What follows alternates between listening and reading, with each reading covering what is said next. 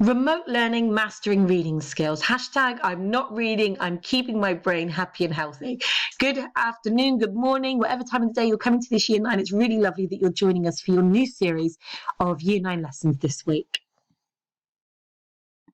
As you can appreciate, we're all getting used to this new way of learning. So as you see on this screen, I've introduced some learning icons, some images that you might see across your lessons just to help you understand how you're being asked to respond. There's going to be a variety of ways that we get you to do that. And as you can see through the icons, in a minute you can pause and have a look for yourself, that each icon is linked to a particular type of response. So there's going to be times when we want you to be just listening, that you're going to be read to, or that you're going to be prompted to read a text. And at that stage, that's you listening or reading. There's going to be times when you're prompted to pause the video and respond. That might just give you more time, and it's going to be a lovely novelty. You're going to be able to pause my voice whenever you've had enough of me. Okay, we're also going to be asking you to do certain things around active reading. So you can see our little highlighter there. So we might be asking you to underline and highlight, text mark what you're reading. We do appreciate not everybody has access to technology that will enable them to do that online. So it might be that you have to skip those bits or adapt how you do it. We are going to be asking you at certain points to write down definitions of key words, key vocabulary that are really important for you to learn and to know. There's going to be times when we ask you to paraphrase and summarize what you're reading into your own notes and ideas. And we're going to encourage your personal response. These might be short form responses where you just have your own ideas and thoughts, and can also include points that need clarification or questions you might have. At the end of a series of lessons, you might be asked to do an extended response. This is where you might build structured sentences, paragraphs, and whole essays. So you may just pause there, read through those instructions, that information again, and make a note of the icons. Okay, as well as introducing us to this new way of learning, here's something really familiar. We've got 5 questions that your mastery review questions, linking back to your learning last week. I'm going to just read them through and you're going to write your answers in your book. We have A and B selections for most of them, so be ready to go. Ambiguous. Does ambiguous mean having more than one interpretation or meaning, or B, not caring? 2, atmosphere. Does it mean gases, or B, a tone or mood? Irrecoverably. Does that mean A, something that cannot be undone, changed or recovered, or B, something that can be changed back? 4, does sinister mean something harmful or evil is about to happen, or B, something good is coming? And for number 5, which symbol does not suggest something sinister? Which of these symbols is a non-example of this idea of being sinister? So just pause the video now and write down your answers. Okay, so here are our answers. Give yourself a mark out of 5. Ambiguous means A, having more than one interpretation or meaning. 2, atmosphere means creating a tone or mood, so the answer there is B. Irrecoverably means A, something cannot be undone or changed or recovered. 4, sinister means A, something harmful or evil is about to happen. 5, that little fairy is definitely not sinister. That's our non-example. So give yourself a mark out of 5. Well done. Okay, so our big question today is, how do I become an active reader? How do I use certain skills and strategies that mean that when I'm reading, I'm not passive, but that I'm allowing myself to think, reflect, and respond to what I've read? Okay, so in order to think about answering this question, we're going to look at building your reading toolkit. So we're going to recap, or maybe introduce to some of you 4 new techniques that make you active readers. Technique number 1, to visualize. Look at that lovely picture of the eye. That's to remind you that active readers can see a picture in their minds and their imaginations when they read. So you use phrases like, when I read this, I imagine. In my mind, I can see. Summarize means to shorten and select the most important ideas as you read across a sentence, a paragraph, a whole text. So that might be phrases like, the text is mostly about, the author is trying to teach me. That this text begins with, it develops the idea, it ends with. So we're going to practice the skills of visualization and summary today. Okay, so we're also going to practice the skills of questioning and clarifying. These are 2 really important skills as you're reading a text for the first time maybe. Asking questions is a way to track what you understand and what's happening. So it's answering those key questions like, who is this text about? What is it telling us? When and why are things happening?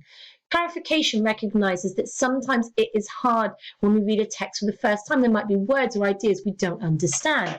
So it's really important that we use this little phrase, yet. I don't understand what that means yet. I need to know what that means. How can I find out? So again, we're going to practice these skills today. The skills of questioning, clarifying, summarizing, and visualizing. So the first half of this lesson is really going to be us practicing these skills together. And in particular, I'm going to model to you and read to you a newspaper article. But even before we get to the article itself, I just want us to think about this word. So in a minute, I'm going to ask you to pause and write it down, but we're going to think about this word myth. Now, it says here that a myth is an invented story, idea, or concept. And the article we're looking at today is taking a particular story and idea that's a myth and approaching it from a new direction. Okay, so as I said, for this first bit, there's our little symbol, our icon of the ear, which means you just need to listen. Okay, so I'm going to talk you through this text as I read it to you, and then I'm going to invite you to respond and practice those skills by yourselves. So I'm going to practice visualizing, questioning, clarifying, and summarizing as I go.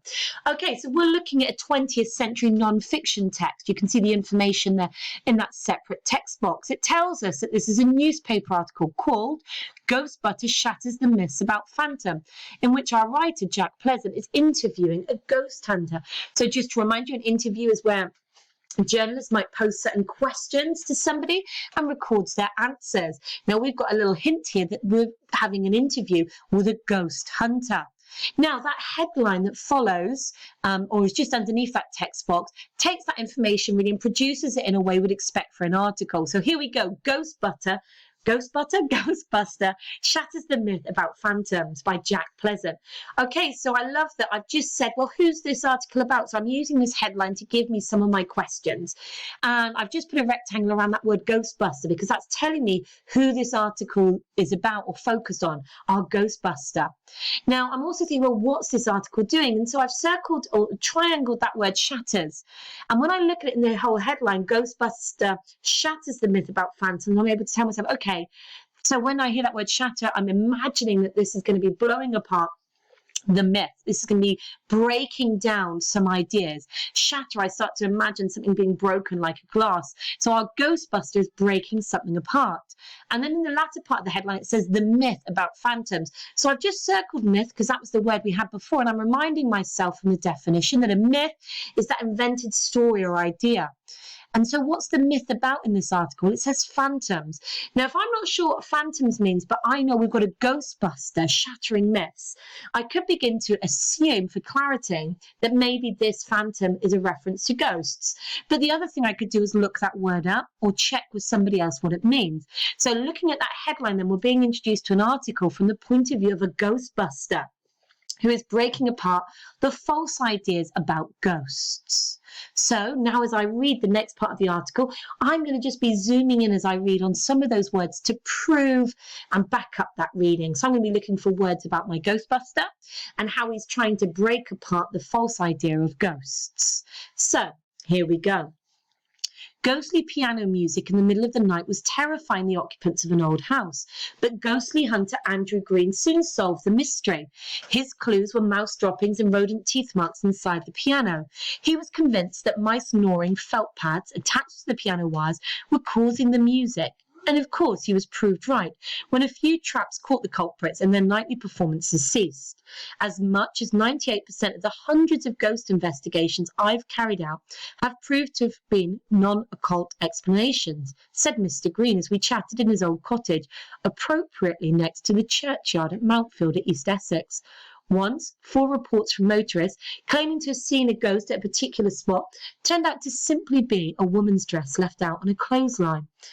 It's that inexplicable 2% that intrigues him. Like poltergeist activity, the frighteningly violent effects of this type of haunting have been experienced by several people, particularly families with adolescent children. So guys, I'm keeping my questioning part of my brain open and I'm reminding myself, well, who is this article about? So my Ghostbuster's now got a name, Andrew Green. So I'm just picking up in the rectangles references to him. Later on it says, said Mr. Green. Now, interesting, that word said is reminding me that this is an interview.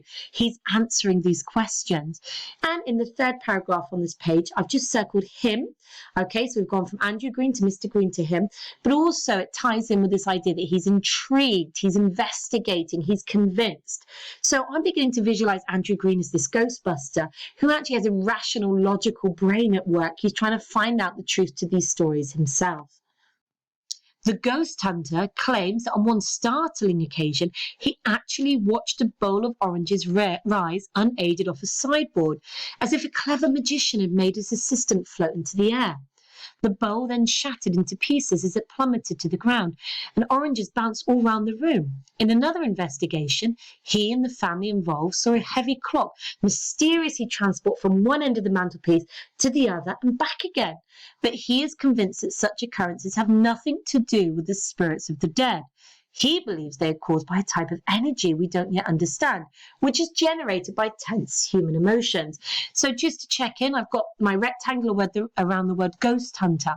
So our writer is moving between his name, Andrew Green, and these terms ghost hunter, ghostbuster. Okay, I've just triangled here watched to show how he's investigating, that he watches these things happen, that he goes into families. And his explanation at the end of this paragraph, though, is that it's to do with the type of energy. So he's trying to take us to a logical explanation for these strange phenomena. So, next paragraph. The typical poltergeist situation, he says, is a family who've recently moved house. The husband and wife are probably worried about having to change jobs and shortage of money because of the expense of moving.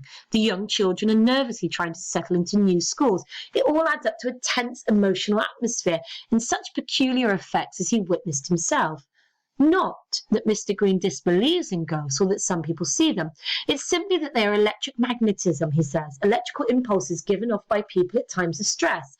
Somehow the electrical energy remains in the area and from time to time manifests itself in the form of the image. So through this paragraph, I'm beginning to visualize and imagine that poltergeist activity is caused by energy. But he explains that energy in terms of it being linked to tense emotional atmospheres and human emotions. So I begin to imagine this little charge of energy that's created when people feel bad stuff, and it makes these electromagnetic pulses and impulses that move things around. So my ghost hunter is still trying to teach me and explain to me how this process happens. Now, interestingly, we are reminded that this is an interview because we've got the first person at the beginning of this next paragraph and a little speech mark to tell us that this is the speaker, Andrew Green, talking to us. So our reporter, is holding back. He's not giving us his opinion. He's allowing the opinion of Andrew Green to lead this article. I've investigated a number of cases where people have seen ghost-like figures of individuals who are very much alive at the time, though elsewhere, he says. So he's sharing with us another experience. Some people running an old bakery reported seeing a ghostly shape by the ovens on a number of occasions. Significantly, these sightings had only started after an old man who'd worked in the bakery for many years had retired. When he died some months later, they ceased. I believe that after his retirement, the old man had sat around with his former workplace constantly in his thoughts, and so strong was his yearning to be back that in some strange way his image was projected there. When he died, the cause of his haunting no longer existed, and it stopped. So again, that eye is just circling. That's another reference now to Andrew Green, our Ghostbuster. That's the who of this article running all the way through. We've got this idea that strange things can be linked to people's emotions. And when those people pass on, those events stop. Okay, so as we move towards the end of this article, now it's changed back to the third person. So this he is our Andrew Green. This is our Ghostbuster. He has even been called out to investigate ghostly smells, like the posh London dental surgery, where staff and patients often smell bacon and eggs. There was no kitchens near enough to explain it, but again, there was an explanation. The surgery had once been, Green discovered, the kitchen of a big house. It seems possible, he says, that the hundreds of rashers of bacon and eggs cooked there years before had impregnated their smell in the chimney, as well as the sophisticated equipment he uses for ghost hunting, such as tape recorders, infrared cameras and thermometers. He usually takes along a ruler and a bag of flour. The flour is to detect human footprints if I think a coax is being carried out, he says. So there our article ends, okay? So all the way through, we've been given the opinion and the explanations of our Ghostbuster, our expert Green, and his journeys and investigations at creating logical explanations for strange events. I've just put a word around that word impregnated. Okay, so although that's his explanation for why the people in the dental surgery could still smell bacon and eggs, it's also an interesting word to impregnate. Impregnate something means that the smell really is infused and a part of the building. Okay, and this word hopes that actually, even though he's ghost hunter, not all things Remember, right where we started, it's almost taking us back to the beginning, that 98% of the things he investigates turn out to have logical or reasonable explanations. And this word hoax reminds us that some of them have even been faked. Okay? But he's interested in that 2% that you cannot explain. So